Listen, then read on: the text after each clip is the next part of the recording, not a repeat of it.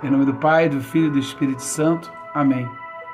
Salve, povo de Deus. Meu nome é Roberto Abreu, sou do grupo de oração Sopro de Deus e venho partilhar a palavra de Deus com vocês.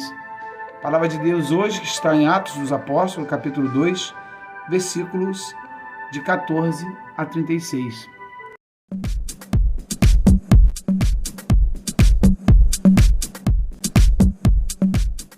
Atos dos Apóstolos, capítulo 2, versículos de 14 a 36, que diz assim: Pedro, então, pondo-se de pé, em companhia dos 11, com a voz forte lhes disse: Homens da Judéia, e vós todos que habitais em Jerusalém, seja-vos isto conhecido, e prestai atenção às minhas palavras.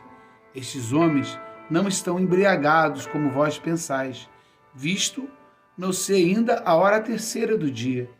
Mas cumpre-se o que foi dito pelo profeta Joel. Acontecerá nos últimos dias, e Deus é quem fala, que derramarei o meu espírito sobre todos os seres vivos. Profetizarão vossos filhos e vossas filhas. Os vossos jovens terão visões, e os vossos anciões sonharão. Sobre os meus servos e sobre as minhas servas derramarei naqueles dias o meu espírito, e profetizarão. Farei aparecer prodígio em cima do céu e milagres embaixo na terra. Sangue, fogo, vapor de fumaça. O sol se converterá em trevas e a lua em sangue, antes que venha o grande e glorioso dia do Senhor. Então, todo aquele que invocar o nome do Senhor será salvo.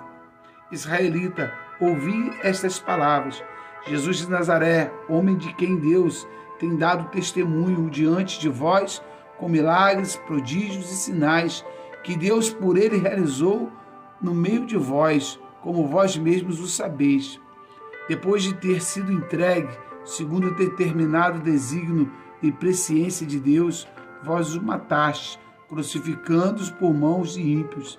Mas Deus o ressuscitou, rompendo os grilhões da morte, porque não era possível que ela retivesse em seu poder. Pois dele diz Davi: eu via sempre o Senhor perto de mim, pois ele está à minha direita, para que eu não seja abalado. Alegrou-se por isso o meu coração, e minha língua exultou. Sim, também a minha carne repousará na esperança, pois não deixará a minha alma na região dos mortos, nem permitirá que o teu santo conheça a corrupção. Fizeste-me conhecer os caminhos da vida, e me encherás de alegria com visões da tua face. Irmãos, seja permitido dizer-vos, com fraqueza, do patriarca Davi dizemos que morreu e foi sepultado, e o seu sepulcro está no meio de nós até hoje. Mas ele era profeta e sabia que Deus lhe havia jurado que um dos seus descendentes seria colocado no seu trono. É, portanto, a ressurreição de Cristo que ele previu e anunciou por estas palavras. Ele não foi abandonado na região dos mortos, e sua carne não conheceu a corrupção. A este Jesus, Deus ressuscitou, do que todos nós somos testemunha, exaltado pela direita de Deus, havendo recebido do Pai o Espírito prometido, derramou-o, como vós todos vedes e ouvis. Pois Davi pessoalmente não subiu ao céu, todavia diz: o Senhor disse a meu Senhor: senta-te à minha direita, até que eu ponha os teus inimigos sob os cabelos dos teus pés. Que toda a casa de Israel saiba, portanto, com a maior certeza, de que este Jesus que vós crucificaste, Deus o constituiu Senhor e Cristo.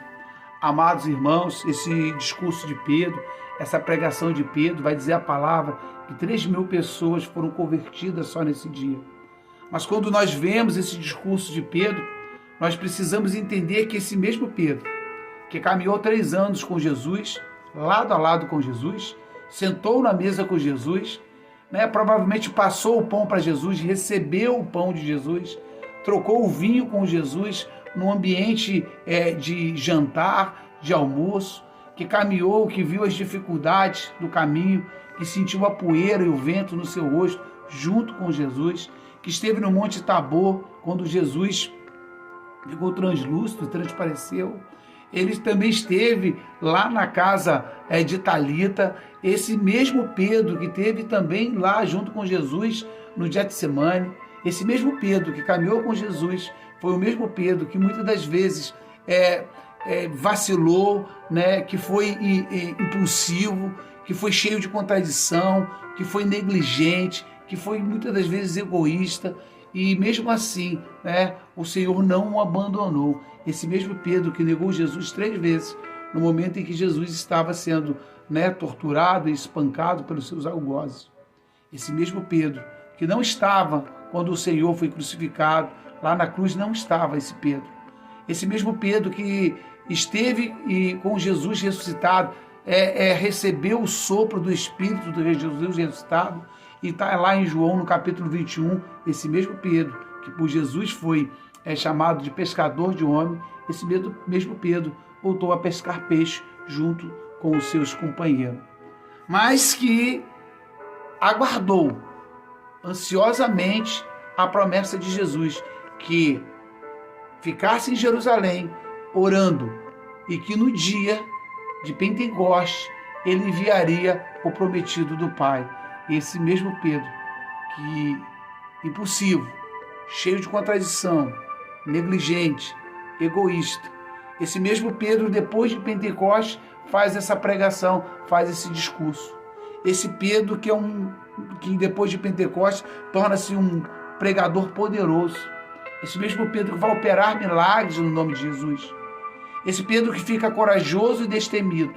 Esse Pedro que no final da sua vida morre crucificado, não como mestre, porque ele não se achou digno de morrer como mestre.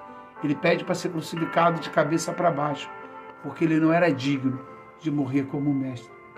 Meus amados, Pedro pode-se dizer antes e depois de Pentecostes, porque o Pedro antes de Pentecostes era um Pedro como eu e como você, que muitas das vezes negligenciamos, somos impulsivos, somos cheios de dúvidas, muitas das vezes somos negligentes, muitas das vezes somos egoístas, mas que quando recebemos o batismo do Espírito Santo, nos tornamos pessoas corajosas, nos tornamos capazes de operar milagres no nome de Jesus. Um santo dia para você, fica com Deus, e que essa pequena partilha possa ajudar você a, após o batismo do Espírito Santo, se tornar como Pedro. Fica com Deus.